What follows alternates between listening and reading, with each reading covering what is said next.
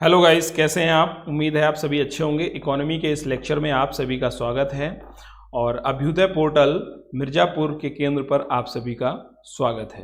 Indian economy के इस session में हम भूमि सुधार के पार्ट 2 को कवर करेंगे, जिसके अंतर्गत सहकारी कृषि क्या होती है, इसकी क्या उपयोगिता है, भारत में सहकारी कृषि का क्या इतिहास रहा है, इसकी क्या समस्याएं हैं और इसकी असफलता के क्या कारण रहे हैं, इसकी डिटेल चर्चा आज के लेक्चर में करेंगे। इसके अलावा लीजिंग, कॉन्ट्रैक्ट फार्मिंग क्या होती है, कॉन्ट्रैक्ट फार्मिंग की क्या आवश्यकता है।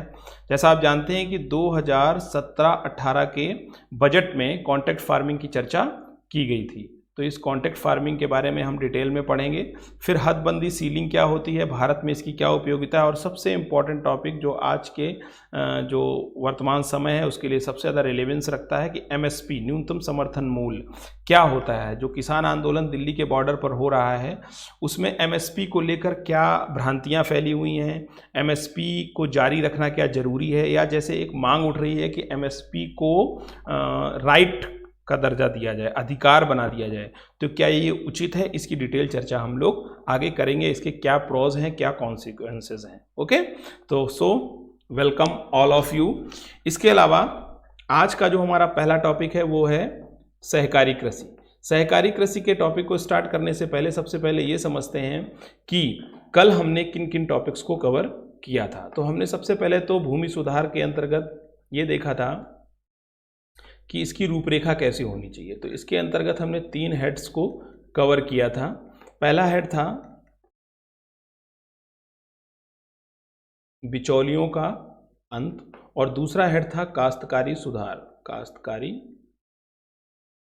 सुधार और तीसरा हेड है जिसके अंतर्गत आज हम चर्चा करेंगे कृषि भूमि का पुनर्गठन।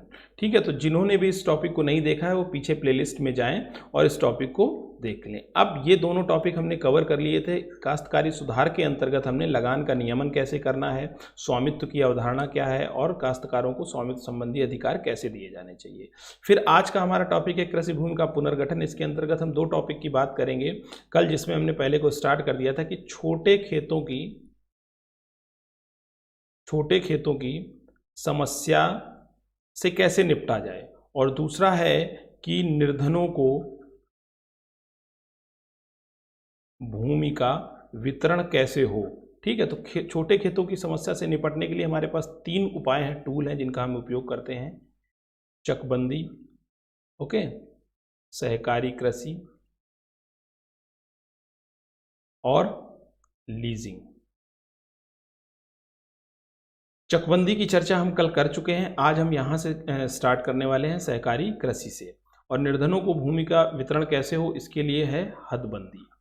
तो इन टॉपिक पर आज हम डिटेल चर्चा करेंगे। तो पहला टॉपिक है हमारा सहकारी कृषि। सहकारी कृषि किसे कहते हैं? सहकारी कृषि में भू स्वामित्व में बदलाव किए बिना संबंधित किसानों द्वारा सामूहिक रूप से छोटे खेतों को बड़े खेत में बदलकर कृषि कार्य किए जाते हैं। बहुत ध्यान से समझने की जरूरत है कि भू स्वामित्व में बदलाव किए बिना, ये बहुत इंपॉर्टेंट है और इसको ध्यान रखना है। इनको लिखते जाइए या स्क्रीनशॉट लेते जाइए कि भू स्वामित्व में बदलाव किए बिना, यानी कि इस पद्धति में जिसका भी मालिकाना हक संबंधित खेत पर या संबंधित भूमि पर होता है उसका मालिकाना हक बदलाव में नहीं जाता, यानी कि उसका मालिकाना हक बदलता नहीं है।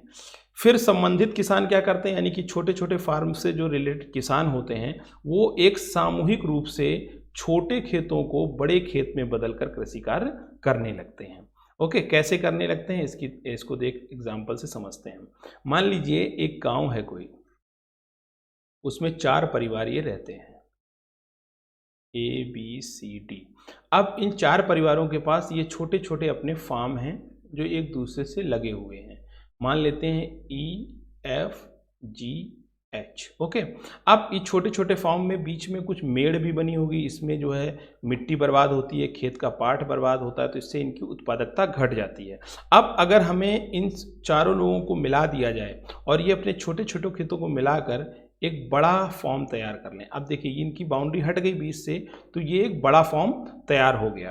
तो इसका मतलब क्या, और लेकिन मालिकाना हक में कोई बदलाव नहीं। आज भी इसको अगर जब बांटा जाएगा तो ये EFGH EFGH, ये संबंधित ABCD के लोगों का ही होगा, ठीक है। लेकिन इससे होता क्या है, सहकारी कृषि के लिए संबंधित किसानों को राज्य सहकारिता अधिनियम के अंतर्गत, किस अधिनियम के अंतर्गत, याद रखिएगा, राज्य सहकारिता अधिनियम के अंतर्गत समिति का पंजीकरण करवाना पड़ता है। किसका पंजीकरण करवाना पड़ता है? समिति का पंजीकरण करवाना पड़ता है। एक समिति बनानी पड़ती है जिसमें ये चारों जिनके खेत हैं ABCD, ये उसमें मेंबर होंगे। ओके, इस प्रकार सहकारी कृषि ना केवल छोटे खेतों की समस्या से निजात देती है, बल्कि इसकी उत्पादकता को भी बढ़ाने में मदद करती है।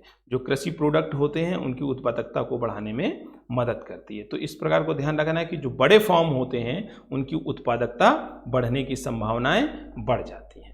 फिर भारत में सहकारी कृषि को लेकर कोई हालांकि विशेष प्रगति अभी तक देखने को नहीं मिली है। लोगों में आप जनरलाइज देखते हैं अपने गांव देहात के क्षेत्र में कि सहकारी कृषि का कंसेप्ट कोई बहुत तेजी से पॉपुलर नहीं हो पाया है। ओके, केवल एक आंकड़ा बताता है केवल 2% किसान ही सहकारी कृषि से अभी तक जुड़ पाए। अब सोचिए, जिस देश में 85% आबादी सिर्फ किसानों की हो, या आप कह सकते हैं जहां पर आधी 50% से ज़्यादा रोजगार जहां कृषि क्षेत्र में लगा हो, ठीक है ना, लगभग 50% रोजगार, और फिर भी वहाँ सहकारी कृषि में सिर्फ 2% किसान ही जुड़ पाए हों, तो आप सोचिए इसकी विफलता ही है। और कुल कृषि क्षेत्रफल का केवल 0.4% भाग ही सहकारी कृषि के दायरे में आता है।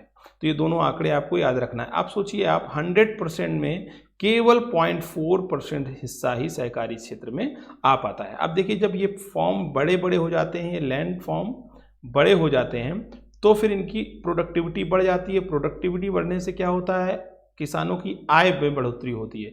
किसानों की अगर आय बढ़ेगी तो उनका जो लिविंग स्टैंडर्ड है, लिविंग स्टैंडर्ड में भी बढ़ोतरी होगी। इसका मतलब है वो बाजार जाएंगे, और बाजार में जब जाएंगे और चीज़ों को खरीदेंगे तो इसका मतलब है कि उत्पादन में बढ़ोतरी होगी। उत्पादन में बढ़ोतरी होने का मतलब क्या है, देश की GDP अपने आप ग्रो कर जाएगी। तो इसका मतलब क्या है, जो किसान हैं या जो खेती है वो देश का आधार है, ठीक है ना। तो जो कृषि क्षेत्र है, इसी में जो ग्रोथ रेट है उसको बढ़ाने के लिए सरकार विभिन्न प्रकार के प्रयास भी कर रही है। जैसे बहुत सारी बीमा योजनाएं चलाई हैं, सिंचाई से संबंधित बहुत सारी योजनाएं चलाई गई हैं, ठीक है, और सम्मान निधि योजना दी जा रही है। तो ये सब का कारण यही है कि एक तो टारगेट रखा गया है कि 2022 तक किसानों की आय को दोगुने करना है, और इनकी जो उत्पादकता है फार्मिंग की उसको भी बढ़ाना है, और उनको सिक्योरिटी देनी है। ओके, फिर सहकारी कृषि को लागू करने के फायदे क्या क्या हो सकते हैं। आखिरकार अगर हम सहकारी कृषि को लागू करते हैं तो इसके क्या फायदे हो सकते हैं। तो सबसे पहले तो यही ध्यान रखना है कि जो किसानी कृषि होती है, मतलब जो सिंगल पर्सन खेती करता है, उसकी तुलना में सहकारी कृषि अधिक इफेक्टिव होती है, कुशल होती है, इफेक्टिव होती है। सहकारी कृषि से कृषि क्षेत्र में निवेश भी बढ़ता है, उत्पादन भी बढ़ता है, और किसानों की आय में भी बढ़ोतरी होती है। मतलब क्या है, जब सहकारी कृषि होगी तो जो छोटे छोटे फॉर्म थे ABCD, जो अलग अलग खेती कर रहे थे, ये समिति के माध्यम से जुड़ जाएंगे और एक बड़े फॉर्म का विकास करेंगे। जब समिति के माध्यम से जुड़ेंगे तो ये इंस्टीट्यूशनल ऋण लेने के भी हकदार हो जाएंगे। जो इंस्टीट्यूशनल लोन होता है उसको लेने के भी हकदार हो जाते हैं, और इंस्टीट्यूशनल लोन मिलने के बाद आप अपने कृषि वाला जो एरिया है उस पर अच्छा खासा पैसा इन्वेस्ट कर सकते हैं, और आप अपनी उत्पादकता को बढ़ाने के लिए नए नए उर्वरक, बीजों का इस्तेमाल कर सकते हैं, मशीनरी का इस्तेमाल कर सकते हैं, ठीक है। इससे क्या होगा, उत्पादन में वृद्धि होगी। जब उत्पादन में वृद्धि होगी, मान लीजिए ये पर पर्सन पर 4 क्विंटल ये A प्रोड्यूस कर रहा है, 4 क्विंटल B प्रोड्यूस कर रहा है, 3 क्विंटल C प्रोड्यूस कर रहा है, 2 क्विंटल D प्रोड्यूस कर रहा है। लेकिन अब ये साथ में प्रोड्यूस कर रहे हैं तो ये लगभग 20 क्विंटल के आसपास एक साथ इस पूरे फॉर्म में निकल के आ रहा है। लेकिन अलग अलग जब कर रहे थे तो ये लगभग कितना था, 13 क्विंटल के आसपास था। तो इससे उत्पादन भी बढ़ रहा है, उत्पादन बढ़ेगा तो आय भी बढ़ेगी, किसानों की आय में बढ़ोतरी भी होगी। सहकारी कृषि से फिर निर्यातकों को भी बढ़ावा मिलता है। कैसे, जब आपका उत्पादन बढ़ेगा, ऐसे समझिए, जब उत्पादन बढ़ेगा तो फिर अधिशेष भी बचने लगेगा, अधिशेष भी बढ़ेगा। और जब अधिशेष बढ़ेगा तो निर्यात की संभावनाएं बढ़ने लगेंगी, निर्यातकों को प्रोत्साहन मिलने लगेगा और वो दूसरे देशों को निर्यात करने लगेंगे। ओके, तो भारत में लघु एवं सीमांत कृषक अपनी पारिवारिक आवश्यकताओं को पूरा करने के लिए कृषि कार्य करते हैं। ठीक है, आप जानते हैं कि मैक्सिमम कृषि कार्य कोई भी किसान अपनी पारिवारिक जो आवश्यकताएं हैं उसको पूरा करने के लिए करते हैं। ऐसी अवस्था में निर्यातोन्मुखी वाणिज्य फसलों का उत्पादन नहीं हो पाता। ऐसी अवस्था में क्या होता है कि जो वाणिज्यिक फसलें हैं उनका हम उत्पादन नहीं करते हैं। क्यों? क्योंकि हम अपनी उपयोग के लिए, पारिवारिक आवश्यकताओं की पूर्ति के लिए खेती कर रहे होते हैं, ना कि निर्यात के लिए। इसलिए निर्यातोन्मुखी फसलों का उत्पादन अवरोध हो जाता है। क्यों? क्योंकि ऐसी कृषि के लिए भारी मात्रा में निवेश की आवश्यकता होती है, बहुत सारा पैसा चाहिए होता है ऐसे निवेश के लिए। तो निवेश ऐसी में कौन कर सकता है? बड़ी कंपनियां निवेश कर सकती हैं। ओके, अब जो बड़ी कंपनियां होती हैं वो समितियों से बात करती हैं, बड़े बड़े समितियों से कांटेक्ट करती हैं, ना कि सिंगल किसानों से। फिर विदेशी कंपनियों को भूमि खरीदने और उस पर कृषि कार्य करने के लिए अनुमति देने से बागवानी, खाद्य प्रसंस्करण आदि में पर्याप्त रूप से पूंजी और तकनीकी की मतलब उपलब्धता बढ़ जाएगी। ओके, जब विदेशी कंपनियां कृषि क्षेत्र में आएंगी, भूमि खरीदेंगी, ठीक है, तो वो बागवानी और खाद्य प्रसंस्करण में भी पैसा लगाएंगी। जब बागवानी और खाद्य प्रसंस्करण में वो पूंजी लगाएंगी, नई नई तकनीकों का इस्तेमाल करेंगी, तो फिर क्या होगा कि उत्पादक किसानों का उसको डायरेक्ट लाभ मिलेगा। क्यों? क्योंकि फार्म होगा जो, उसकी उत्पादकता बढ़ जाएगी। मशीनों के प्रयोग करने से क्या होता है, कम समय में आप अच्छे उत्पादन को बढ़ावा दे सकते हैं। जैसे बीजों का रोपण करने के लिए, उर्वरक इस्तेमाल करने के लिए, कीटनाशक इस्तेमाल करने के लिए, ठीक है ना, फसल की कटाई करने के लिए आपको लेबर की जगह मशीनों का इस्तेमाल करना होता है। और जो सीड जो आप बोते हैं उसके लिए भी अगर जब मशीनों का इस्तेमाल होता है तो उनके बीजों के खराब होने की संभावनाएं कम हो जाती हैं। ओके, कीटनाशकों के लिए आप ड्रोन का इस्तेमाल कर सकते हैं। तो ये सारी जो चीज़ें हैं, ये पूंजी और तकनीकी की उपलब्धता विदेशी कंपनियों के माध्यम से ही या प्राइवेट कंपनियों के माध्यम से ही पूरी की जा सकती हैं। किसानों के पास इंडिविजुअल इतना धन नहीं होता है।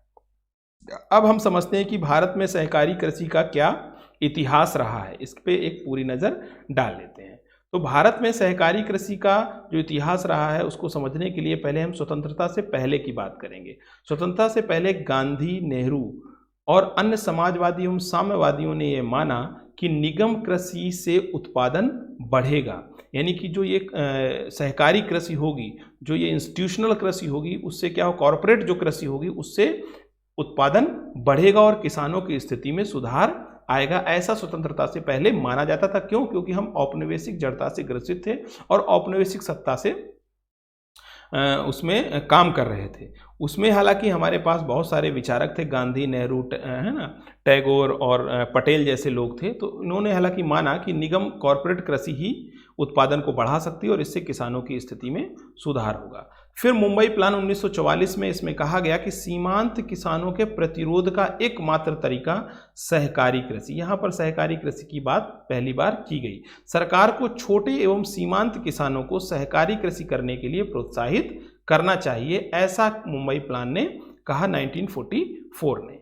फिर बनाई गई सहकारी योजना समिति 1945। कृषि उत्पादन को बढ़ाने के लिए बड़े स्तर पर खेती करना अर्थात सहकारी कृषि करना ही एकमात्र तरीका इसने बताया। यानी कि सहकारी कृषि योजना समिति 1945 ने कहा कि अगर कृषि उत्पादन को बढ़ाना है तो इसका एकमात्र तरीका क्या है, सहकारी कृषि। इसके बाद आर्थिक कार्यक्रम समिति 1947 बनी। पंडित जवाहरलाल नेहरू की अध्यक्षता में इसको गठित किया गया और इसमें कहा गया कि सभी बिचौलियों को सहकारी समितियों जैसे संस्थान के द्वारा प्रतिस्थापित करना चाहिए। मतलब कि आज भी जैसे कि हम बिचौलियों की बात कर रहे हैं, जो ये फार्म एक्ट जो पास किया गया है केंद्र सरकार के द्वारा, उसमें भी देखिए प्रधानमंत्री ने क्या कहा था, ये एक्ट बिचौलियों को बाहर करने के लिए लाया गया है ताकि जो कृषि उत्पादन है उसका सीधा लाभ कृषकों को मिल सके। हालांकि इसमें कितनी सत्यता है ये सब अलग का विषय है, लेकिन ऐसा कहा गया है। अब बिचौलियों को प्रतिस्थापित करने की बात आज़ादी के समय भी पंडित जवाहरलाल नेहरू ने की थी। हालांकि आज तक वो बिचौलिए प्रतिस्थापित नहीं हुए हैं और ना ही इस एक्ट के बाद वो होने वाले हैं, वो एक अलग का विषय है। लेकिन सभी बिचौलियों को सहकारी समितियों की जैसी अगर संस्थाएं बन जाएंगी तो उनके द्वारा इनको प्रतिस्थापित करने का एक प्रयास किया जाना चाहिए, ऐसा आर्थिक कार्यक्रम समिति 1947 ने कहा। फिर भारत के छोटे किसानों को सहकारी कृषि अपनाने के लिए प्रोत्साहित करना चाहिए, उसके लिए पायलट परियोजनाएं चलाई जानी चाहिए।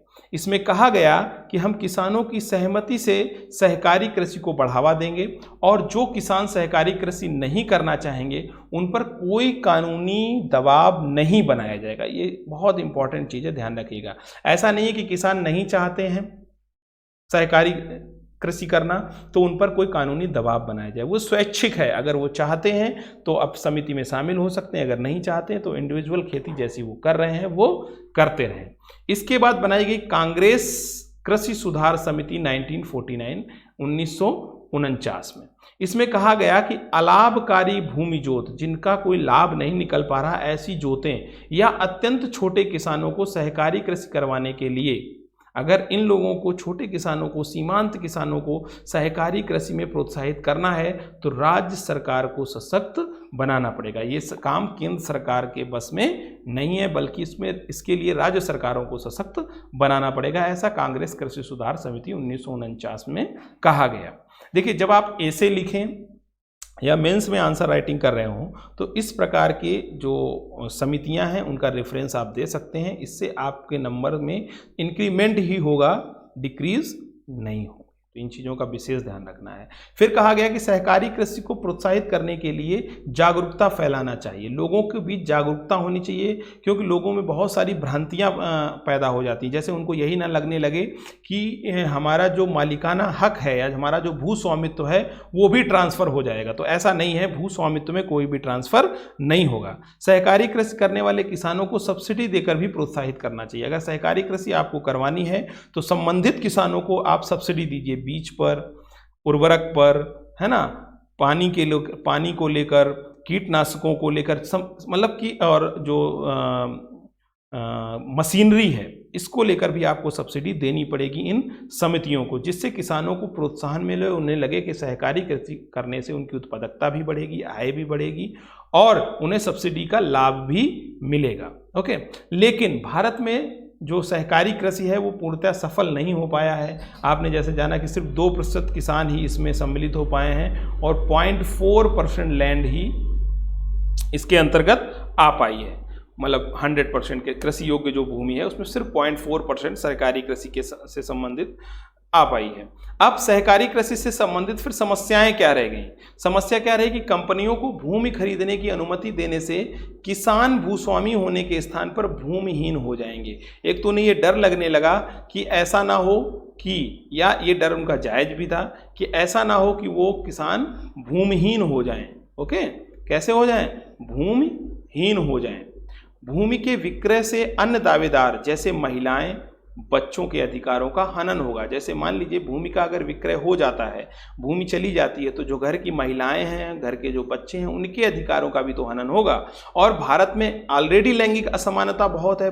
आप देख रहे हैं कि कृषक क्षेत्र में महिलाओं का पार्टिसिपेशन, उनका जो कार्यावधि है, पार्टिसिपेशन वैसे तो काम करने में बहुत ज़्यादा है, लेकिन भू स्वामित्व के आधार पर महिलाओं का पार्टिसिपेशन कम हो जाता है। तो ऑलरेडी भारत लैंगिक असमानता से जूझ रहा है और भूमि के विक्रय हो जाने से भारतीय समाज में लैंगिक असमानता और भी बढ़ेगी। ओके, तो एक तो ये समस्या हो गई। फिर जो कंपनियां हैं वो जब प्रवेश करेंगी तो भूमि की बढ़ती हुई कीमतों से लाभ उठाने के उद्देश्य से भी सहकारी कृषि में वो प्रवेश करने की पूरी कोशिश करेंगी। क्यों? क्योंकि जैसे वो प्रवेश करेंगी तो जो लैंड की कीमत है वो बढ़ने लगेगी, तो उस लैंड की बढ़ी हुई कीमत का लाभ कंपनी खुद उठाना चाहेगी, ना कि कृषक को देना चाहेगी। कंपनियां निर्यातोन्मुखी गैर खाद्य फसलों के उत्पादन पर ज़्यादा ध्यान देगी। क्यों? क्योंकि इनसे उन्हें नगद पैसा मिलेगा। कैसा पैसा मिलेगा? नगद पैसा मिलेगा। ये वाणिज्यिक फसलों पर ज़्यादा ध्यान देंगी, ना कि खाद्य फसलों पर। क्यों? नगदी फसलों पर ध्यान देंगी, वाणिज्यिक फसलों पर ज़्यादा ध्यान देगी। अब ऐसा करने से खाद्य सुरक्षा पर एक गंभीर संकट पैदा हो सकता है, एक गंभीर चुनौती पैदा हो सकती है। हमने ऑलरेडी खाद्य सुरक्षा को सुनिश्चित करने के लिए 2011 में एक कानून लाया, ठीक है ना, और आजीविका मिशन के तहत आज हम खाद्य सुरक्षा को कंप्लीट कर रहे हैं। अब अगर इस तरह की कंपनियां सिर्फ निर्यात करने के लिए या नगदी फसलों को बोने लगेंगी या वाणिज्यिक फसलों का उत्पादन करने लगेंगी तो खाद्य समस्या एक बड़ी चुनौती के रूप में भारत के सामने आकर खड़ी हो जाएगी। ऑलरेडी खाद्य सुरक्षा एक बड़ी चुनौती है जिसे भारत फेस कर रहा है, क्योंकि आपने देखा होगा कि जो ये हंगर इंडेक्स निकला है ऑलरेडी हम उसमें अपने कुछ पायदान गिरा चुके हैं। ठीक है, ये इंडेक्स आप पढ़ते रहिएगा, ये इंडेक्स आपके बहुत पीटी में डायरेक्ट पूछे जाते हैं। इकोनॉमी से रिलेटेड जो भी इंडेक्स जैसे जैसे अब आते रहेंगे हम आपको अपने नॉर्मल दिनों के लेक्चर में ही बताते रहेंगे, बाकी जो करंट की क्लासेस रहेंगी उसमें आपको इनसे सबसे अवेयर कर दिया जाएगा। जल्द ही आपकी करंट की क्लासेस भी स्टार्ट होंगी, और जो भी आपको कन्फ्यूज़न होता है तो इसके लिए हम एक टॉपिक क्लियर होने के बाद में एक डाउट सेशन लेंगे पूरा। तो उस डाउट सेशन में आप कोई भी क्वेश्चन आपने पहले से बना के रखिए, ठीक है ना, कोई डाउट हो वो आप तैयार करके रखिए। जब हम लोग लाइव सेशन में आएंगे तो आप कभी भी कोई भी चीज़ आप अपने पूछ सकते हैं। ओके, सहकारी कृषि के असफलता के कारण क्या रहे भारत में? भारत में सहकारी कृषि क्यों असफल हो गई? क्योंकि व्यवहारिक समस्याएं थी, जैसे कि लाभ और मजदूरियों का निर्धारण कैसे किया जाए। मतलब कि सहकारी जब कृषि होगी तो उसमें जो लाभ होगा किसानों को और जो मजदूरी करेंगे किसान उनका निर्धारण कैसे होगा? क्यों? क्योंकि मजदूरी करते समय वो बाहर से मजदूरों को उस खेत में लगाएंगे या चूंकि वो छोटे किसान है तो स्वयं मजदूरी कर लेंगे, तो इसका निर्धारण कैसे किया जाएगा? फिर उस फार्म से जो रेवेन्यू जनरेट होगा, जो प्रॉफिट जनरेट होगा, उसका बंटवारा करने में भी एक कोई क्लियर फार्मूला नहीं मिल पाया लोगों को। तो इससे क्या हुआ कि जो सहकारी कृषि है उसको डिमोलाइज होने में मदद मिली और ये असफलता का एक बड़ा कारण निकलकर सामने आया। इसके अलावा किसानों में शिक्षा का अभाव था, उनको डर था कि मेरा भूस्वामित्व तो चला जाएगा। ओके, समितियों के पंजीकरण में विलंब। भारत में आपको पता है कि रेड टेपिज्म की बहुत बड़ी समस्या रही है। भारत में कोई भी कार्य आप इतनी आसानी से सरकारी प्रोसेस से नहीं कर सकते, तो समितियों के पंजीकरण में किसानों को विलंब होने लगा। समय पे जब समितियां नहीं बनने लगी, तो जब समय पे समितियां नहीं बनेंगी तो आप क्या सोचेंगे? आप सोचेंगे कि भाई छोड़ो, नहीं करते हैं, अपना इंडिविजुअल काम करते हैं, क्यों इस चक्कर में पड़ने का, अपना जब कुछ निकल नहीं रहा है। ओके, इसके बाद गैर कार्यकारी नेतृत्व की कमी। जो नेतृत्व रहा हमारा, जो पॉलिटिकल नेतृत्व रहा, जो प्रशासनिक नेतृत्व रहा, उन्होंने फील्ड पर आकर कोई कार्य नहीं किया, सिर्फ पॉलिसी के लेवल पर कार्य किया लेकिन फील्ड पर आकर कोई काम नहीं किया। इस वजह से भी सहकारी कृषि असफल हो गई। ओके, चलिए अब बात करते हैं हम लोग लीजिंग की। लीजिंग क्या है और इसका क्या उपयोग है या लीजिंग किसे कहते हैं, चलिए इसकी बात करते हैं। तो सबसे पहले 2014 में नीति आयोग ने इसका प्रस्ताव दिया था और कहा था कि छोटे खेतों की समस्या का समाधान करने के लिए, अब समझिए आज़ादी के बाद से अब तक हम छोटे खेतों की समस्या से जूझ रहे हैं। आपको पता है कि भारत में 85% लघु एवं सीमांत किसान हैं 100% में से। ओके, तो भारत में ऑलरेडी छोटे छोटे, हमने आपको बताया था ये जो छोटे छोटे खेती है इसका क्या कारण है और इसकी जो समस्या है वो कैसे पैदा हुई है। ओके, तो उसके हमने कुछ 5-7 पॉइंट आपको पिछले लेक्चर में बताए थे, उनको आप जरूर देख लें।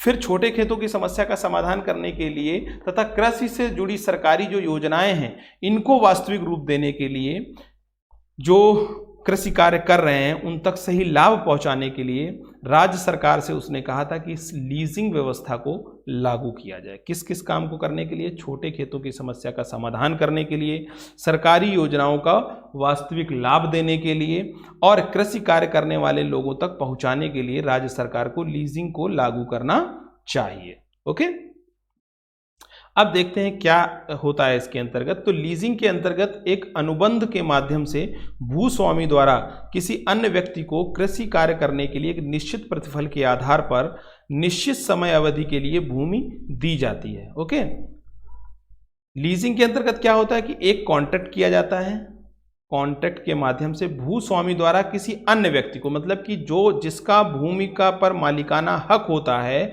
उसको, उसके द्वारा किसी अन्य व्यक्ति को कृषि कार्य करने के लिए निश्चित प्रतिफल के आधार पर निश्चित समय अवधि के लिए भूमि दी जाती है। ओके, क्या? निश्चित प्रतिफल के आधार पर, मतलब एक निश्चित राशि उसको मिल जाती है, उसको एक पैसा निश्चित मिल जाता है और एक निश्चित समय के लिए, मान लीजिए 11 महीने के लिए, 12 महीने के लिए, जो भी लीजिंग में कॉन्ट्रैक्ट किया जाएगा उसके लिए भूमि दी जाती है। इस अनुबंध में ये स्पष्ट कर दिया जाता है, जो भी कॉन्ट्रैक्ट किया जाता है, कि भूस्वामी का भूस्वामित्व तो प्रभावित नहीं होगा। यानी कि लीजिंग में क्या होता है कि भूस्वामी का भूस्वामित्व तो प्रभावित नहीं होगा, जिसका फील्ड है, जिसका खेत है, उसी का खेत बना रहेगा, इसमें कोई भी चेंज नहीं किया जाएगा। इसमें इस बात की कोई मतलब ये काश्तकारी प्रणाली जो थी वो बिल्कुल अलग थी, ठीक है ना, लेकिन इसमें इस बात की कोई एक गारंटी होती है कि जो काश्तकारी प्रणाली थी उसमें तो क्या होता था कि इसका अधिकार जो है किसी भी तरीके से काश्तकार से छिन भी सकता था, लेकिन इस प्रणाली में ऐसा, लीजिंग प्रणाली में ऐसा नहीं हो सकता है। ओके, तो आप देख सकते हैं गारंटी दी जा रही है, आई एम गारंटीड। लीजिंग के माध्यम से छोटे खेतों की समस्याओं का समाधान करने के साथ साथ, एक तो छोटे खेतों की समस्या का समाधान होगा जिसका टॉपिक पे हम चर्चा ही कर रहे हैं, इसके अलावा जो सरकारी कृषि योजनाएं हैं जैसे फसल बीमा योजना, डीबीटी आदि, है ना, इनको हम लक्ष्योन्मुखी बना सकते हैं कि किस प्रकार से जो जिनको ज़रूरत है उन तक हम इन जो कृषक योजनाएं हैं उनको सही से पहुंचा सकें, टारगेट ऑडियंस तक हम अपनी योजनाओं को पहुंचा सकें। लीजिंग को लेकर एक डर यह भी बनाया गया कि कुछ लोगों के हाथ में कृषि योग्य भूमि का केंद्रीकरण हो सकता है, ऐसा डर माहौल पैदा किया गया। लेकिन हालांकि ये माहौल या ये डर बनाना बिल्कुल भी उचित नहीं है, क्योंकि भारत में सीलिंग की व्यवस्था है और अगर सीलिंग को आधार बना लिया जाए तो ऐसा होना संभव नहीं होगा। ओके, अब एक नोट पढ़ लेते हैं कि नीति आयोग द्वारा गठित की गई टी-हक समिति, एक टी-हक समिति नीति आयोग द्वारा गठित की गई थी, जिसमें राज्यों के अनुकरण के लिए एक model agriculture land leasing act का निर्माण किया गया था। क्या?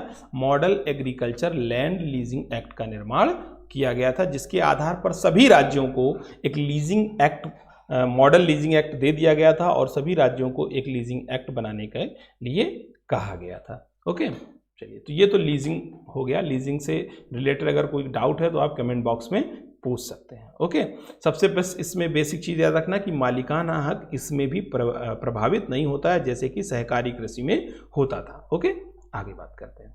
अब बात करते हैं एक और इम्पॉर्टेंट टॉपिक पे, संविदा कृषि, कॉन्ट्रैक्ट फार्मिंग, संविदा कृषि। ये भी बहुत चर्चा का विषय रहा है, लोकसभा राज्यसभा में इस पर बहुत हंगामा कटा है, कई बार इस पर राजनीतिक मुद्दा बना है। तो ये भी यूपीएससी के पर्सपेक्टिव से, यूपीपीसीएस के पर्सपेक्टिव से बहुत ही इंपॉर्टेंट हो जाता है और ख़ास तौर से एसी के पर्सपेक्टिव से। तो ये सारी चीज़ें आपको हमेशा याद रखनी है। संविदा कृषि क्या होती है कि इसके अंतर्गत संबंधित किसान खाद्य प्रसंस्करण उद्योग से जुड़ी किसी कंपनी के लिए अनुबंध के अंतर्गत पूर्व निर्धारित की गई कीमतों पर किसी विशेष फसलों के उत्पादन करते हैं। मतलब क्या है इसका कि खाद्य प्रसंस्करण उद्योग से संबंधित कोई एक कंपनी होगी, ठीक है, उससे अनुबंध करने के लिए कुछ पूर्व निर्धारित शर्तें होंगी। उस शर्तों में जैसे कि कीमत क्या होगी, किस फसल का उत्पादन किया जाएगा, इसके आधार पर जो भी अनुबंध में शर्तें होंगी, किसान उन फसलों का उत्पादन करेगा और इस संबंध में जो संबंधित कंपनी होगी वो संबंधित किसान को तकनीकी या कोई भी अन्य समर्थन जिसकी सहायता किसान को चाहिए वो कंपनी उसको उपलब्ध कराएगी। Is that clear? संविदा कृषि क्या है, कॉन्ट्रैक्ट फार्मिंग क्या है कि खाद्य प्रसंस्करण उद्योग से जुड़ी हुई कोई भी कंपनी अनुबंध की पूर्व शर्तों के आधार पर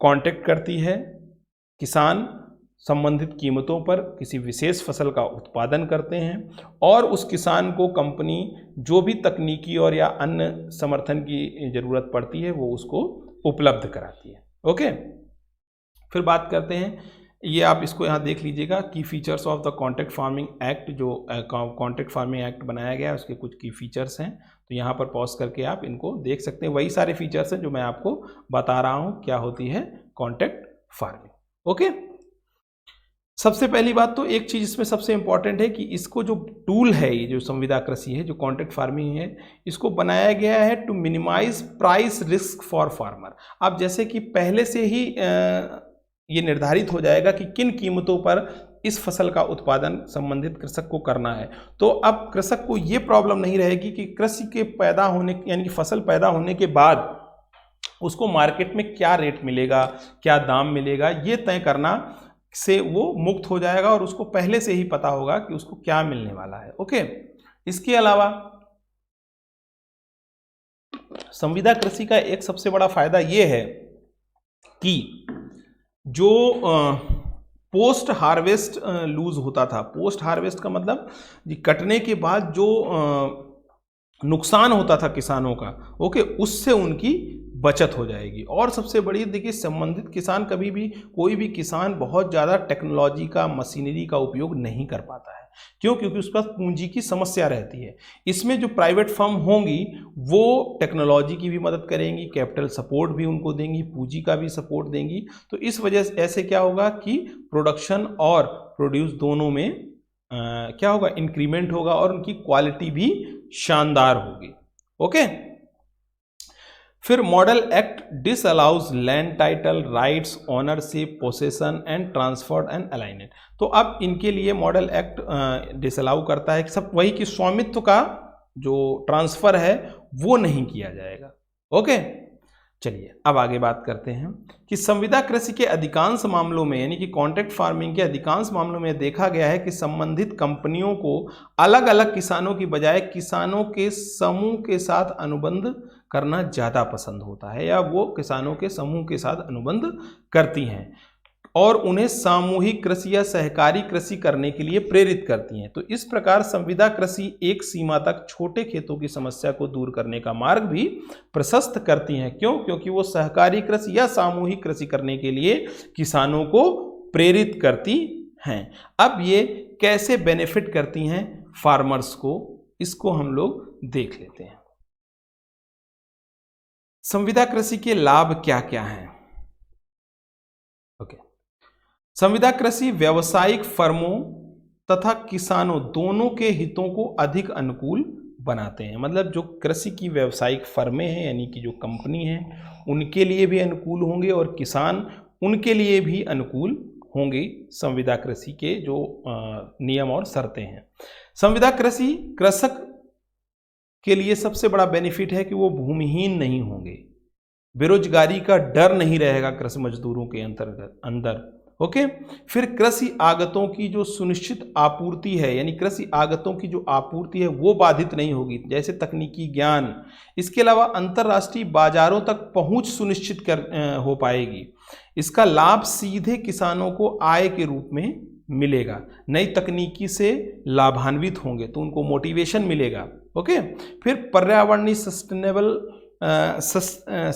डेवलपमेंट के लिए भी संविदा कृषि बहुत उपयोगी है। क्यों? क्योंकि ये छोटे छोटे कृषकों जो लैंड फॉर्म हैं उनको मिलाकर एक बड़े लैंड फॉर्म में जब तब्दील करेगी और जब एक साथ फार्मिंग करेगी पूरे फॉर्म पे, तो वो कैसी होगी? वो इन्वायरमेंट फ्रेंडली होगी।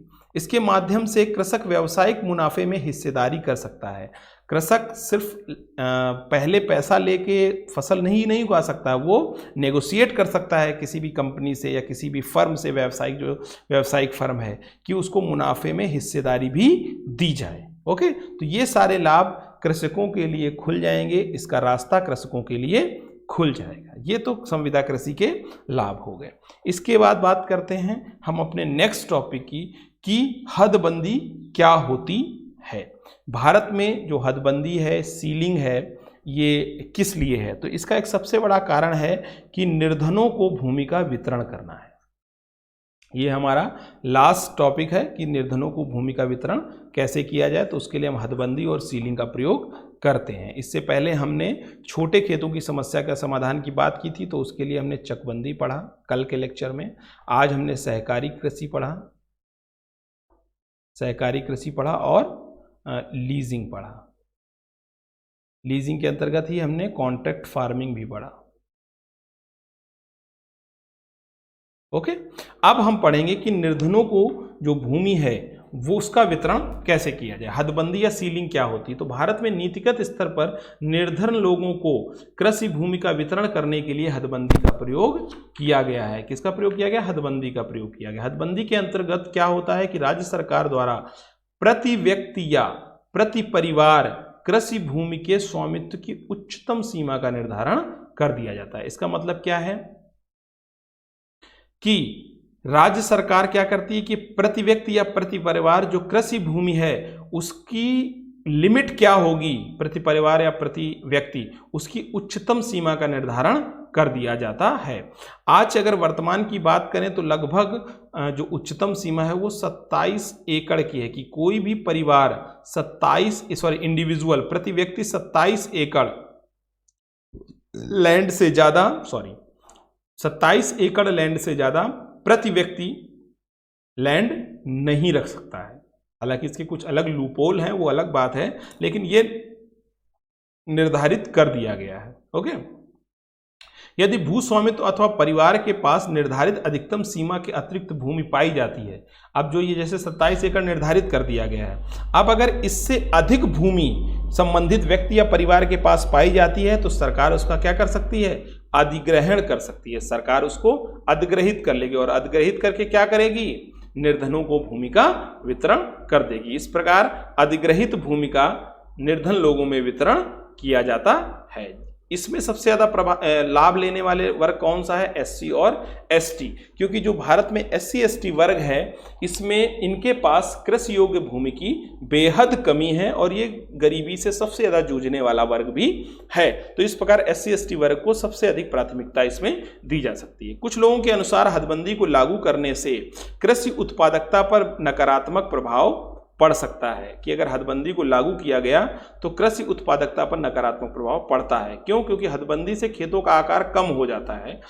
अब जैसे देखिए, समझिए, अब एक फार्म था इतना बड़ा, अब अगर हदबंदी हो जाती है, सीलिंग लग जाती है और इस फार्म को 2 टुकड़े में या 3 टुकड़ों में विभाजित कर दिया जाता है, तो आपने अभी पढ़ा था कि जब फार्म बड़ा होता है तो उसकी उत्पादकता बढ़ जाती है, ऐसा अभी आपने पढ़ा था। हालांकि इसके अपवाद भी होते हैं। अब जब वही फॉर्म फिर से छोटा होगा हदबंदी के कारण तो उसकी उत्पादकता घटने लगेगी। हालांकि विश्व बैंक ने एक अनुसंधान किया है जिसमें साइज एंड प्रोडक्टिविटी, ऐसे समझिए, साइज एंड प्रोडक्टिविटी के बीच व्युत्क्रम संबंध देखने को मिलता है। इसका अर्थ है कि एक बड़े खेत के आकार को छोटा किया जाता है तो एक बिंदु तक कृषि उत्पादकता बढ़ती है।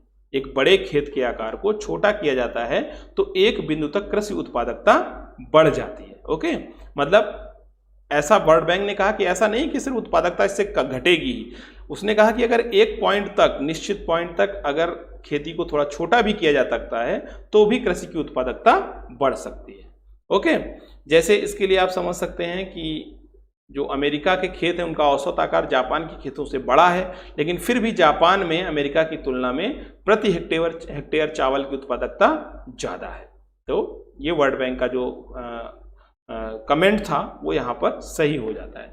इसके बाद 2013 में गठित की गई जयराम रमेश समिति के अनुसार भारत में सामाजिक न्याय और गरीबी निवारण के लिए भी हदबंदी की जो सीमा है उसको और नीचे लाने की जरूरत है। यानी कि जैसे मान लीजिए अभी 27 एकड़ प्रति व्यक्ति ये हदबंदी की सीमा है। अब अगर हमें सामाजिक न्याय और गरीबी निवारण जैसे कार्यक्रमों को लागू करना है या गरीबी को दूर करना है तो इस सीमा को हम नीचे ला सकते हैं, 25 एकड़, 20 एकड़, 10 एकड़, ताकि जो भूमि का वितरण है वो अन्य गरीब लोगों में भी किया जा सके। अब इसमें हमारा कॉन्स्टिट्यूशन भी कुछ बोलता है। कॉन्स्टिट्यूशन क्या कहता है? कहता है कि संविधान का अनुच्छेद 39B जो भारत में भौतिक संसाधनों के समान वितरण की भी बात करता है। तो इसका मतलब है जो हदबंदी का कंसेप्ट है वो समितियों ने भी अपने अपने स्तर से सुझाया है और भारतीय संविधान के अनुच्छेद 39B में भी इसकी चर्चा की गई है कि भारतीय संसाधनों का भौतिक संसाधनों का समान वितरण किया जाए लोगों के बीच में।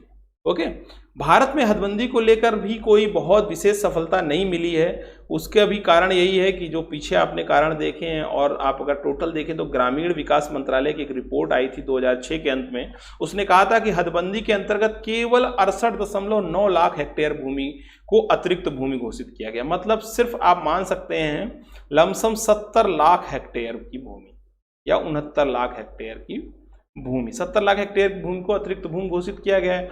इसमें से 59.4 लाख एकड़ भूमि का अधिग्रहण किया, लगभग 60 लाख एकड़ भूमि का अधिग्रहण किया गया है और उसमें भी केवल 49.4 लाख एकड़ भूमि का वितरण किया गया है। मतलब लगभग 50 लाख एकड़ का वितरण किया गया। अब सोचिए, लगभग 70 लाख हेक्टेयर भूमि को अतिरिक्त भूमि घोषित किया है और सिर्फ 50 लाख एकड़ भूमि को हम वितरित कर पाए हैं, तो ये भी हमारी असफलता ही है।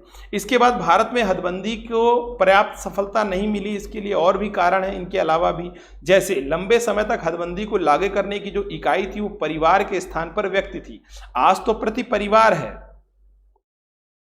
प्रति परिवार 27 एकड़, ओके, लेकिन 1972 तक ये प्रति व्यक्ति थी, ओके, तो ये बहुत बड़ी समस्या रही 1972 तक। इसके अलावा धार्मिक जो संस्थान हैं, जो चैरिटेबल संस्थाएं हैं, उन्हें हदबंदी के दायरे से बाहर रखा गया, इसलिए भी जो हदबंदी है वो भी सीलिंग की जो व्यवस्था है वो अच्छे से काम नहीं कर पाई। फिर भूमि के जो बेनामी संपत्ति थी या जो इनके हस्तांतरण थे, एक पट्टे करने की जो व्यवस्था थी, इस कारण भी जो सीलिंग की व्यवस्था है वो सही से अपना काम नहीं कर पाई और भूमिहीन कृषकों को या भूमिहीन लोगों को या निर्धन लोगों को भूमि का वितरण नहीं हो पाया। तो आप अच्छे से सीलिंग को भी समझ गए होंगे। तो अब आपने सहकारी कृषि, लीजिंग, कॉन्ट्रैक्ट फार्मिंग और सीलिंग को समझ लिया है। अगर कोई डाउट हो तो एक बार वीडियो को आप पीछे जाकर कंप्लीट होने के बाद फिर से जाके देख सकते हैं और इनको बार बार देखिए ताकि आपके पास अच्छे शब्द हों और अच्छा डेटा हो।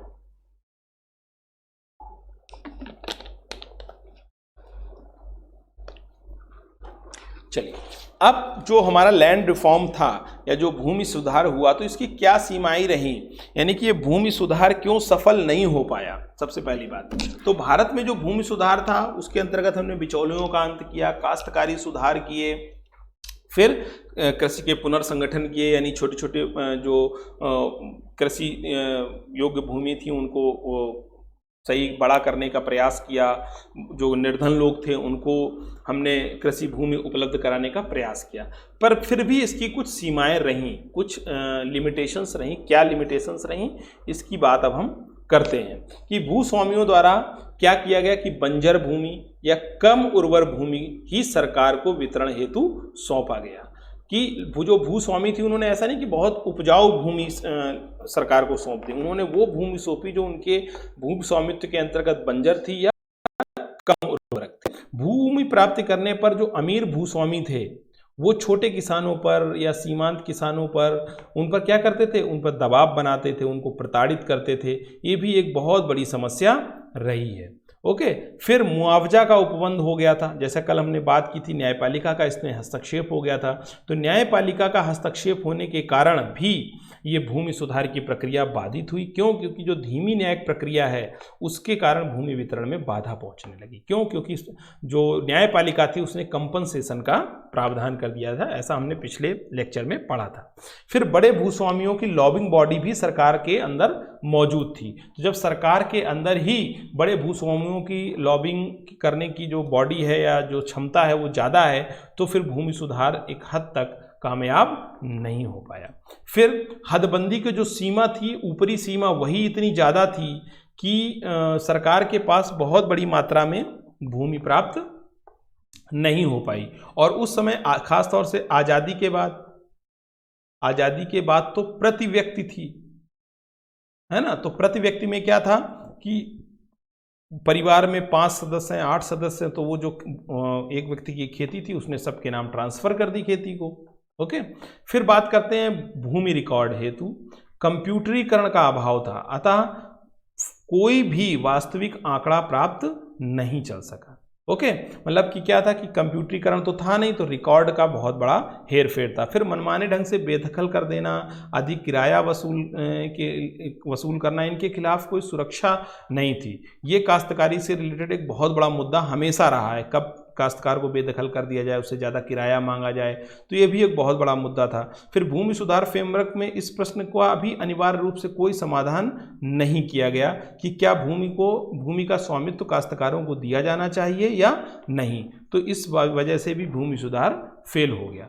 फिर भूमि सुधार कानून के कार्यान्वयन में मोटे तौर पर महिलाओं को भूमि में उचित हिस्सेदारी नहीं दी। जब महिलाओं को भूमि में उचित हिस्सेदारी नहीं मिली या उनका कोई विशेष संरक्षण प्रदान नहीं किया गया, तो भूमि सुधार, आप जानते हैं कि 50% जिनकी आबादी हो और उनको भूमि सुधार जैसे बड़े कार्यक्रम में हिस्सा ना दिया जाए तो उसके फेल होने की संभावनाएं बढ़ जाती हैं। इसके बाद आज भूमि सुधार कार्यक्रम अगर लागू किया जाए तो उसकी क्या संभावनाएं हैं। हालांकि भूमि सुधार विफल हुआ है, लेकिन उसको सफल बनाना पड़ेगा। क्यों? क्योंकि भूमि सुधारों को लागू करने की किसी भी अवस्था में न्यायपालिका की भूमिका को सबसे पहले तो न्यूनतम कर दिया जाए, तो आप भूमि सुधार को भारत में सफल बना सकते हैं। इसका कारण क्या है कि न्याय प्रक्रिया धीमी होती है, खर्चीली होती है और काश्तकार का इस पर दबाव पड़ता है। इसके बाद जो खुद काश्त की जब हमने कल बात की थी, तो इसकी डेफिनेशन को परिभाषित किया जाए और इस संदर्भ में कुछ बातों का ध्यान रखा जाए। क्या?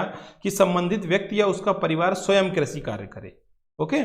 फिर दूसरी क्या चीज ध्यान रखी जाए कि कृषि ही उसका मुख्य आय का स्रोत हो।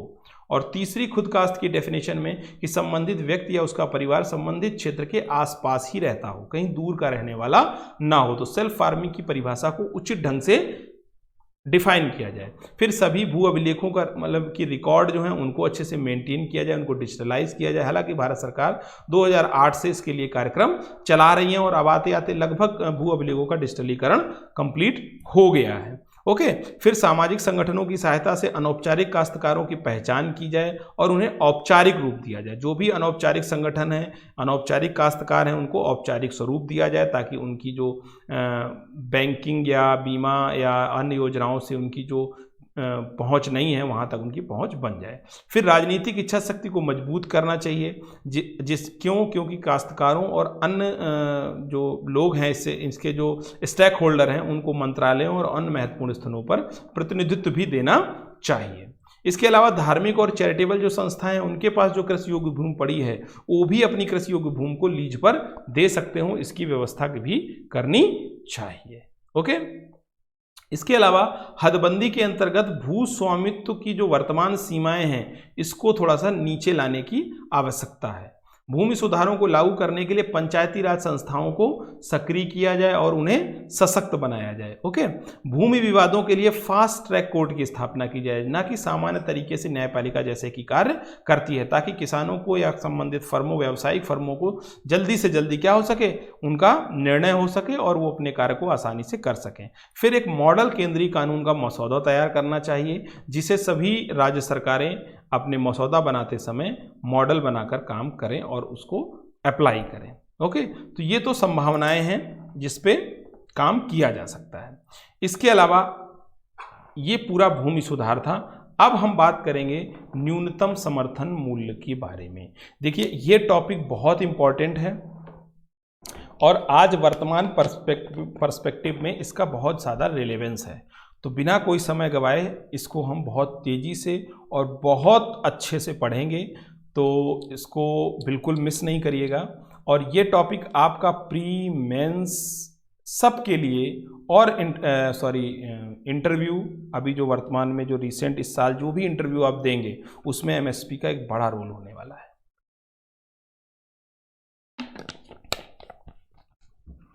ओके। चलिए, भारत में कृषि विकास की रणनीति का एक महत्वपूर्ण पहलू रहा है उचित कीमत को लागू करना। हमारे यहाँ क्या रहा है कि हमें सबसे पहले तो कृषि की जो उचित कीमतें हैं उनको लागू करने की महत्वाकांक्षा या मंशा सरकार की हमेशा से रही है। उसी से संबंधित न्यूनतम समर्थन मूल्य के कंसेप्ट को बढ़ावा दिया गया है। एमएसपी क्या होती है कि सरकार के द्वारा प्रस्तुत की जाने वाली एक न्यूनतम कीमत होती है। क्या होती है? सरकार द्वारा प्रस्तुत की जाने वाली एक तरफा न्यूनतम कीमत होती है। ओके। जिस पर किसान चाहे तो सरकार को अपना माल बेच सकते हैं। क्या कर सकते हैं? सरकार को अपना इस कीमत पर सरकार को अपना माल किसान बेच सकते हैं यदि बाजार में कीमत उन्हें कम मिल रही है। इस प्रकार एमएसपी क्या करती है? किसानों को बाजार जोखिम से सुरक्षा प्रदान करने का काम करती है।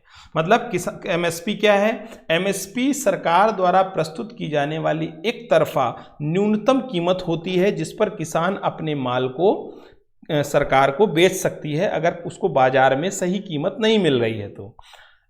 और वो बाजार में भी बेचने के लिए स्वतंत्र है। अगर उसको एमएसपी से ज्यादा कीमत बाजार पे मिल रही तो बाजार में बेच ले। इस प्रकार एमएसपी किसानों को बाजार जोखिम से प्रोटेक्ट करती है और बाजार जोखिम से किसानों को बचाने का काम करती है।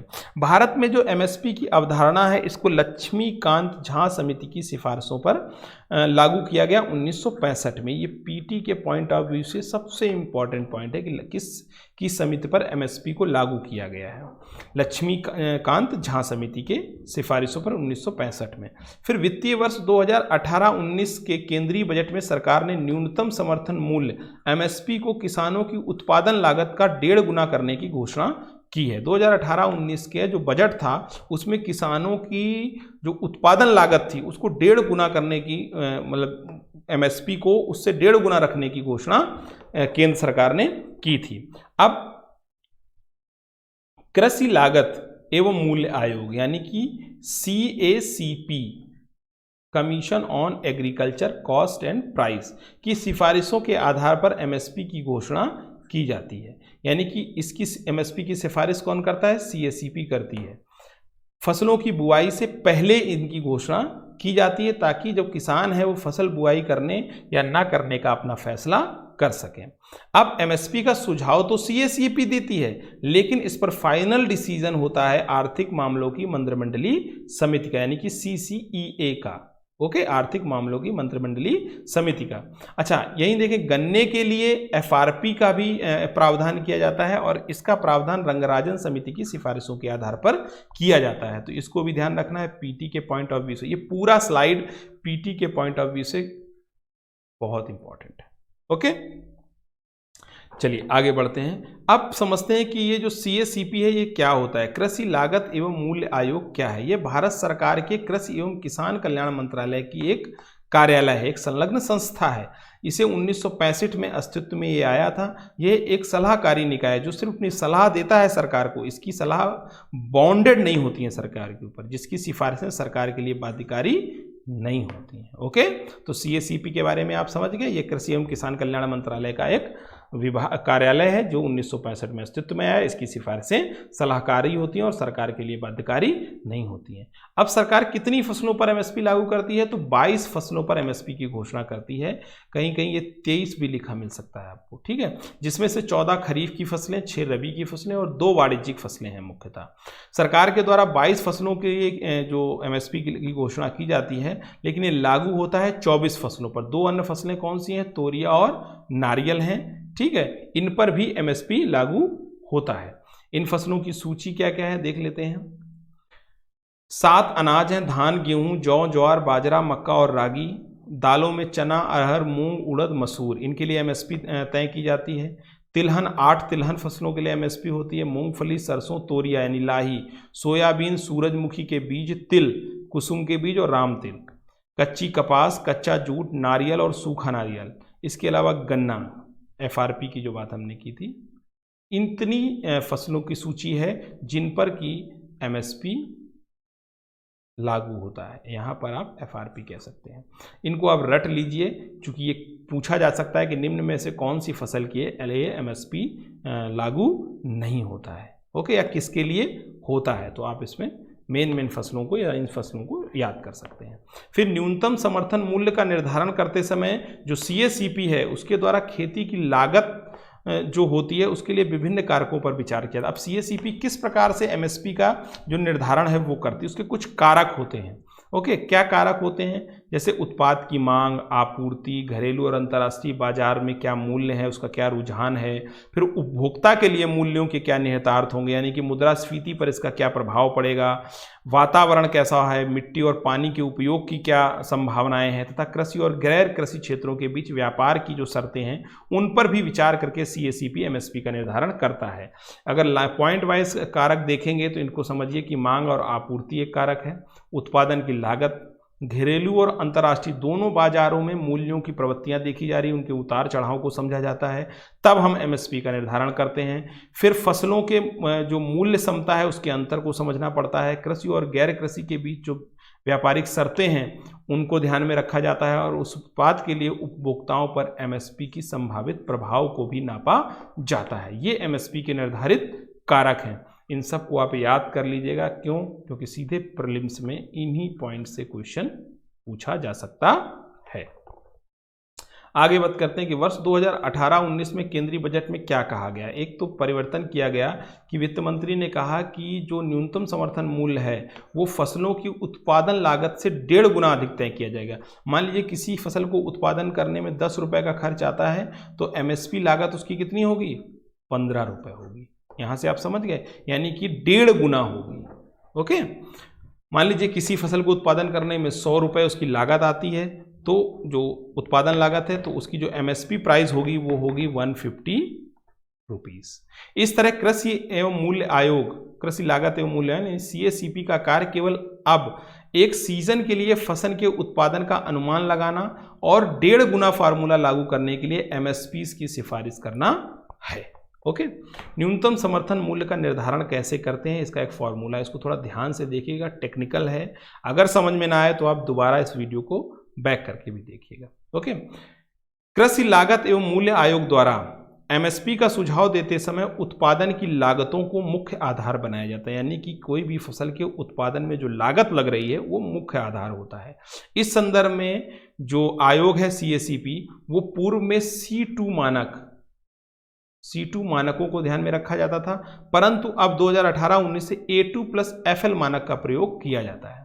वर्तमान में आयोग द्वारा A2+FL मानक के आधार पर फसल की उत्पादन लागत निकाली जाती है और सरकार द्वारा MSP का निर्धारण इसी उत्पादन लागत की तुलना में 50% ऊपर कर दिया जाता है। अब ये फार्मूला क्या है, एक तो मैं ये समझना C2 फार्मूला क्या है और A2+FL फार्मूला क्या है, इससे कैसे निर्धारित किया जाता है, तो इसकी बात करते हैं। अब उत्पादन के जो मानक हैं उसमें एक तो C2 मानक है और A2+FL मानक है। तो किसानों को फसल उत्पादन में आने वाली लागतों को 2 भागों में बांटा जाता है, एक स्पष्ट लागतें, दूसरी निहित लागतें, यानी explicit cost and implicit cost. स्पष्ट लागतें कौन सी होती हैं कि किसानों द्वारा जो फसल के उत्पादन में जो उनका पैसा लगता है, जो मुद्रा के रूप में जो उनकी लागत आती है, वो स्पष्ट लागत है, सामने दिखता है कितना पैसा खेत में खर्च हुआ है।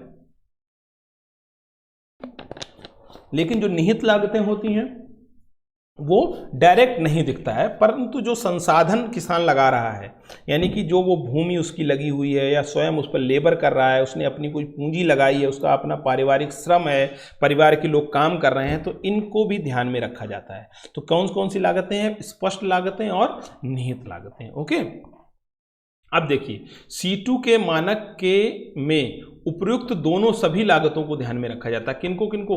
स्पष्ट लागतों को और निहित लागतों को, इन दोनों लागतों को यहां ध्यान रखा जाता है तो C2 के मानक में। ओके, इसलिए इसे व्यापक लागत कहते हैं, यानी कि कॉम्प्रिहेंसिव कॉस्ट। कॉम्प्रिहेंसिव मतलब C2, comprehensive C2 comprehensive cost कहा जाता है।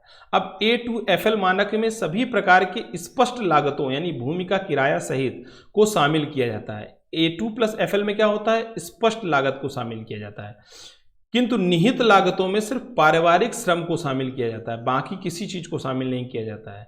इसमें पारिवारिक श्रम के लिए एक अनुमानित मजदूरी दर को शामिल कर लिया जाता है। इस प्रकार उपर्युक्त विवरण से स्पष्ट होता है कि A2+FL में निहित लागतों के अंतर्गत केवल पारिवारिक श्रम को ध्यान में रखा जाता है और स्वयं की भूमि के लिए लगान और स्वयं की भूमि के लिए ब्याज को ध्यान में इसमें रखा नहीं जाता है।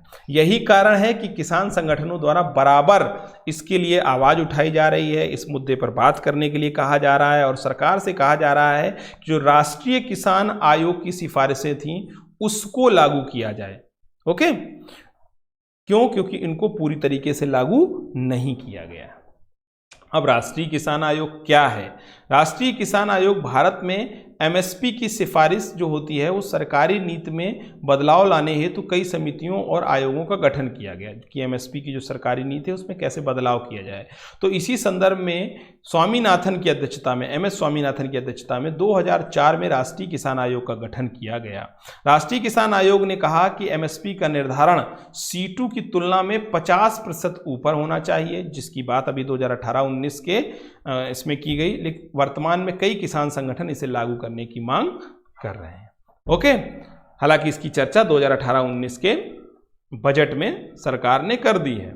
चलिए, अब न्यूनतम समर्थन मूल्य के लाभ क्या हैं, किसानों को इसका क्या लाभ मिलता है। देखिए, तो न्यूनतम समर्थन मूल्य से किसानों को एक तो नई तकनीकी को लोकप्रिय बनाने में सहायता मिलेगा, जो नई तकनीकी हैं उनको कैसे लोकप्रिय बनाया जाए, किसानों के बीच लाया जाए, इसमें मदद मिलेगी एमएसपी के थ्रू।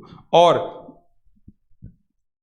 क्यों? क्योंकि नई तकनीकी से उत्पादन भी बढ़ेगा और इससे उत्पादन जुड़ा हुआ है। ओके, इससे उत्पादन का कॉन्सेप्ट भी जुड़ा हुआ है। तो नई तकनीकी को लोकप्रिय बनाने के लिए एमएसपी की जरूरत है। सामाजिक न्याय के रूप में भी एमएसपी की जरूरत है, ताकि निर्धन जो किसान हैं उनको सहायता दी जा सके। फिर भारत में एक जनसंख्या का विशाल समूह निवास करता है, तो उसकी खाद्य सुरक्षा को सुनिश्चित करने के लिए भी एमएसपी की जरूरत है, ताकि भारत जो है खाद्यान्न उत्पादन में सेल्फ सफिशिएंस हो सके। ओके, तो इसके लिए भी एमएसपी की जरूरत है।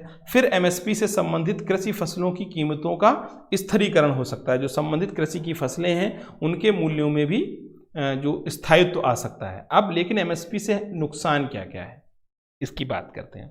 देखिए, भारत में एमएसपी का लाभ कुछ बड़े क्षेत्रों में या दूसरे क्षेत्रों में मिला है, हर क्षेत्र में एमएसपी का लाभ नहीं मिला है। किन क्षेत्रों में, जैसे पंजाब, हरियाणा, पश्चिमी उत्तर प्रदेश या उत्तर प्रदेश में तो इसका लाभ मिला है, और खास तौर से बड़े किसानों को इसका लाभ मिला है। लेकिन भारत में अभी भी प्रादेशिक असमानता है, आय की विषमताएं हैं, और ये दिन पे दिन बढ़ रही हैं। ओके, ये एमएसपी का एक ड्रॉबैक है।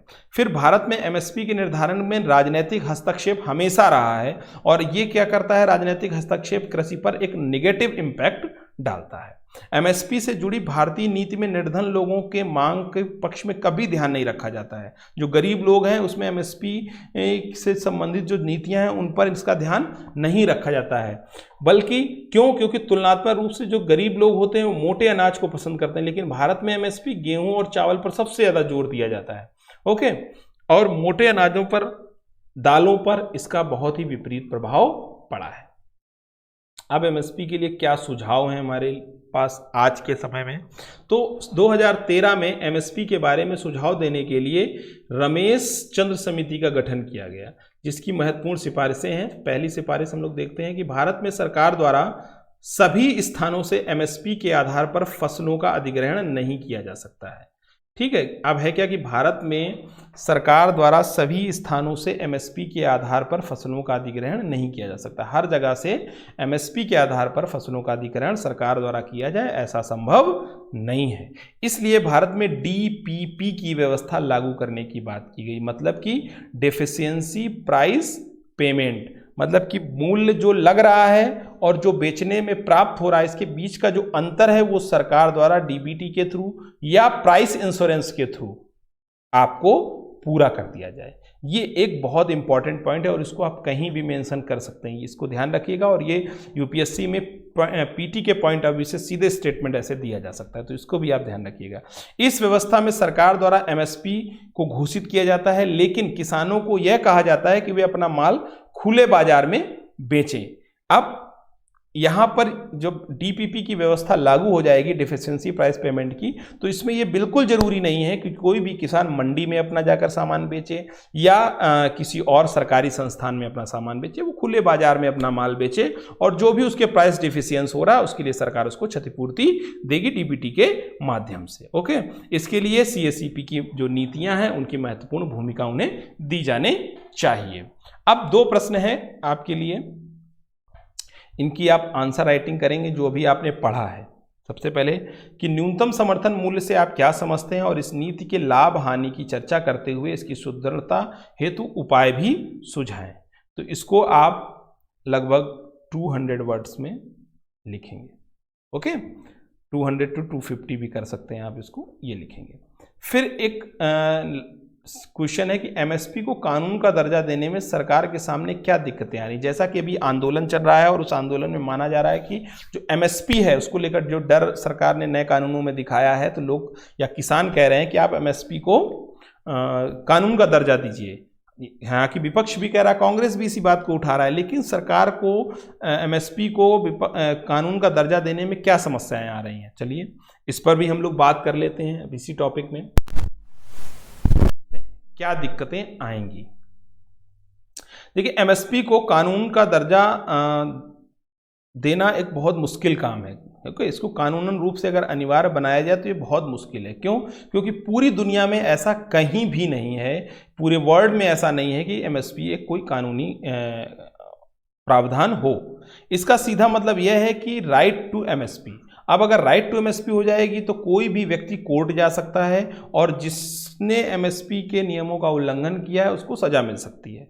तो एक तो ये इसका ड्रॉबैक है। दूसरा, एमएसपी में सबसे बड़ी बाधा की जो बात है वो समझ लीजिए कि समस्या सरकार को नहीं होगी, देश के बड़े पूंजीपतियों को होगी। क्यों? क्योंकि जब एमएसपी को कानूनी मान्यता दे दी जाएगी तो जो खरीदार होंगे तो वो नए कानूनों के तहत आ जाएंगे, और नए कानूनों में चुनौती ये आ जाएगी कि अगर किसान से उनकी नहीं पटी तो किसान कोर्ट चले जाएंगे, और कोर्ट जाएंगे तो कानूनी कार्रवाई होने लगेगी। तो उनसे बचने के लिए जो प्राइवेट फर्म्स हैं या जो पूंजीपति हैं उन्हें परेशानी का सामना करना पड़ सकता है, और अगर उन्हें परेशानी का सामना कर सकता है तो एग्रीकल्चर मार्केट डिसबैलेंस होने की संभावनाएं बढ़ सकती हैं। ओके, अब सरकार अगर इसको कानूनी दर्जा दे देगी तो अब इसके लिए पैसा कहां से आएगा? सरकार के पास पैसे का भी अभाव, फंड का अभाव है, और अगर अभाव है तो फिर हमारा आयात बढ़ सकता है। कैसे बढ़ेगा इसकी आगे समझते हैं। अब देखिए, अगर केंद्र सरकार एमएसपी को अनिवार्य कानून बना देती है तो इसका एक असर तो यह होगा कि देश में कृषि उत्पादों का आयात बढ़ जाएगा। आप समझते हैं इसको कि केंद्र सरकार की एक एग्जाम्पल से समझते हैं, कमाई सालाना 16.5 लाख करोड़ रुपए की है, ठीक है। जबकि अगर सभी 23 फसलों की खरीद एमएसपी पर अगर करनी पड़ जाए सरकार को, तो सरकार को इसके लिए 17 लाख करोड़ रुपए ज्यादा खर्च करने पड़ सकते हैं। अब आप समझिए, हमारी कमाई 16.5 लाख करोड़ की है और इस पर खर्च 17 लाख करोड़ का आ सकता है। अगर सरकार एमएसपी को अनिवार्य कानून बना देती है तो वह सभी फसलों को लागू, अब वो तो सभी फसलों पर लागू हो जाएगी, है ना, ऐसा तो नहीं केवल धान और गेहूं पर लागू होगी, तो दूसरी फसलों के किसान भी तो मांग करेंगे। अगर ऐसा हुआ तो लगभग ऐसा मान के चलिए कि कुल बजट का 85% हिस्सा सिर्फ एमएसपी पर खर्च हो जाएगा। ये कहीं से भी रिलेवेंस नहीं है। अगर सरकार के राजस्व पर दबाव बढ़ेगा, अब जब 85% हिस्सा सिर्फ एमएसपी में चला जाएगा तो उसके राजस्व पर दबाव बढ़ेगा, तो क्या होगा कि दूसरी जो सुविधाएं, अन्य सुविधाएं गरीबों को मिल रही हैं उस पर असर पड़ना शुरू हो जाएगा या तो वो बंद हो जाएंगी। फिर बात रही खरीद की। इसके अलावा सरकार किसानों को देखिए उर्वरक की भी सब्सिडी देती है, कृषि यंत्रों पर भी सब्सिडी देती है जो लगभग 1 लाख करोड़ की है। इसके अलावा सरकार लोगों को बिजली, पानी, स्वास्थ्य सुविधाओं, इन पर भी वो खर्च उठाती है। फिर या तो वो इन पर अपना खर्च कम करेगी या फिर इन पर टैक्स बढ़ा देगी। तो जो दबाव है फाइनली वो किस पर पड़ेगा? किसान पर पड़ेगा, छोटे आदमी पड़ेगा, उपभोक्ता पर ही पड़ेगा। फिर एक बात, अंतर्राष्ट्रीय बाजारों में जो हमारी उपज है या जो हमारी कृषि फसलें हैं उनकी ऑलरेडी बहुत जो कीमत है वो अपेक्षाकृत दूसरे देशों से ज़्यादा है। ऐसे में अगर एमएसपी अनिवार्य कानून बन जाता है तो व्यापारी क्या करेंगे? आयात करने लगेंगे। क्यों? क्योंकि हमारे यहाँ उसी फसल का रेट ज़्यादा है और दूसरे देश से जब हम आयात कर रहे हैं तो हमें सस्ता पड़ेगा, और फिर हम ऐसे आयात को रोक नहीं पाएंगे। और जब रोक नहीं पाएंगे तो फिर ऐसे में क्या होगा कि सिर्फ सरकार ही बचेगी जो किसानों की फसलें खरीदेगी। भाई प्राइवेट आदमी तो आयात कर लेगा, जो व्यापारी है, तो किसानों की फसल खरीदने के लिए सरकार पर एक अतिरिक्त दबाव पड़ जाएगा। इसके लिए बजट में करीब 3 गुना वृद्धि हो जाएगी, और इसका जो बोझ है वो किस पे जाएगा? टैक्स पेयर पर जाएगा। ये एक बहुत बड़ा पॉइंट है कि इसको कानूनन दर्जा नहीं दिया जा रहा। इसके अलावा देश में 85% किसान छोटे हैं। अब इसका मतलब क्या हुआ कि ये किसान तो हैं, लेकिन इसके बाद ये कंज्यूमर भी हैं, खरीदार भी तो हैं। अब जब ये खरीदार हैं तो क्या होगा कि एमएसपी पे कीमतें जो तय की गई हैं उससे बाजार में भी जो कृषि उत्पाद हैं उनके रेट बढ़ेंगे, तो इसका असर इन कंज्यूमर्स यानी उपभोक्ता किसानों पर भी सीधा पड़ेगा। इससे उनको कोई लाभ नहीं होगा, बल्कि इससे उनको परेशानी उठानी पड़ेगी। फिर हम विश्व व्यापार संगठन के साथ ऑलरेडी लड़ रहे हैं, सब्सिडी को लेकर। सब्सिडी की चर्चा हम आगे जब सब्सिडी का पॉइंट पढ़ेंगे तब करेंगे। तो विश्व व्यापार संगठन भी हमें इस बात के लिए मना रहा है कि अपनी सब्सिडी को कम कर दें। उसका तर्क है कि सब्सिडी के कारण देश को, विश्व व्यापार संगठन के कारण हमें तो वैसे भी झुकना पड़ रहा है। हमें उन्हें बताना पड़ता है कि हमारे यहाँ इतने गरीब हैं, इसीलिए हम उनको सब्सिडाइज फूड दे रहे हैं, ठीक है। हम इसीलिए 2011 में जो खाद्य सुरक्षा नीति है वो लेकर आए हैं। आज भी हम WTO में लड़ रहे हैं इसके लिए। हमें अपने कृषि बाजार खोल देने चाहिए, ऐसा WTO कह रहा है बार बार। हम उसके लिए लड़ाई कर रहे हैं। अभी भी हम कई उपजों पर सब्सिडी देकर उसको निर्यात करवा रहे हैं ताकि हमारा निर्यात मेंटेन बना रहे। फिर मतलब क्या है कि पहले हम पैदा करने के लिए सब्सिडी दे रहे हैं, फिर उसका व्यापार करने के लिए भी सब्सिडी दे रहे हैं। अब फिर हम MSP को अगर हम रेगुलराइज कर देंगे तो फिर इन सब सारी चीज़ें प्रभावित हो जाएंगी। अब जैसे समझते हैं कि एग्जाम्पल से कि कंबोडिया और वियतनाम जैसे ये जो छोटे देश हैं, उन्होंने अपने चावल के बाजार को खोल दिया है। यहाँ इससे गरीबी तो कम हो गई है, किसानों की आय भी बढ़ी है। हम तो कृषि में, और यहाँ क्या हुआ कि जब उन्होंने बाजार खोल दिया है और हम सरकार का कंट्रोल उस पर बढ़ाने की बात कर रहे हैं, तो इसका मतलब क्या है कि हम दुनिया के साथ ना जाकर हम पीछे जा रहे हैं, है ना। जहाँ सरकारें जो है आगे की तरफ कदम बढ़ा रही हैं, तो वहाँ हम पीछे की तरफ कदम नहीं बढ़ा सकते हैं। जब रूस जैसे देश अपने मॉडल को बदल सकते हैं, तो हम तो पूंजीवाद और समाजवाद का मिला जुला मिश्रित अर्थव्यवस्था को ले जाते हैं, को चलाने में विश्वास रखते हैं। फिर देश के 85% ऐसे किसान हैं जिनके पास 5 एकड़ से कम खेती है। ऐसे में इन्हें भी ध्यान रखना पड़ेगा। क्यों? क्योंकि अगर MSP पर कानून बन भी जाए तो समस्या का समाधान तब तक नहीं होगा जब तक कृषि कानून सरकार वापस ना ले ले। इसके आसार तो कम नहीं है। ऐसे में एक हल ये हो सकता है कि सरकार किसान सम्मान निधि योजना के तहत सीधे किसानों को लाभ पहुंचाने वाली जो योजनाओं हैं उन पर विचार करे, और जैसे किसान सम्मान निधि है उसका ही बजट बढ़ा दे। तो इससे क्या होगा कि जो सरकार, जो किसानों को अगर इस तरीके से कोई नुकसान हो रहा है तो किसान सम्मान निधि के माध्यम से वो अपने जो नुकसान है उसकी भरपाई कर लेगा, उसको एक एक्स्ट्रा इनकम सोर्स मिल जाएगी। फिर किसान सम्मान निधि की तरह योजना के 2 फायदे होंगे। क्या फायदे होंगे? एक तो जो बाजार का भाव है वो स्थिर रहेगा और किसानों को भी डायरेक्ट लाभ पहुंचता रहेगा। समझ गए ना? एक तो बाजार का भाव स्थिर रहेगा, दूसरा किसानों को लाभ मिलता रहेगा। विश्व व्यापार संगठन में भी हमारी बात नहीं बिगड़ेगी। क्यों? क्योंकि हम किसान सम्मान निधि के तहत देंगे, ना कि सब्सिडी के तहत। ओके, तो आप ये मान के चलिए जो किसान सम्मान निधि है भविष्य में इसका विस्तार ही होना है। क्यों? क्योंकि WTO का सब्सिडी को खत्म करने पर बहुत ज़्यादा दबाव है। इसके अलावा किसानों को भी धान या गेहूं के अलावा जो भी मांगे हैं, उनकी जो पब्लिक की जो डिमांड होगी वो खेती उस बारे में कर सकते हैं। सब्जी उगा सकते हैं, दाल की खेती कर सकते हैं, मोटे अनाज की खेती कर सकते हैं। यानी कि किसान भी बाजार के अनुसार अपनी कृषि को समझने लगेगा। ओके, तो ये कुछ MSP से रिलेटेड पॉइंट थे, इन पे हमने डिटेल चर्चा की है। फिर भी अगर आपको कोई डाउट है तो आप कमेंट बॉक्स में ज़रूर लिखिएगा।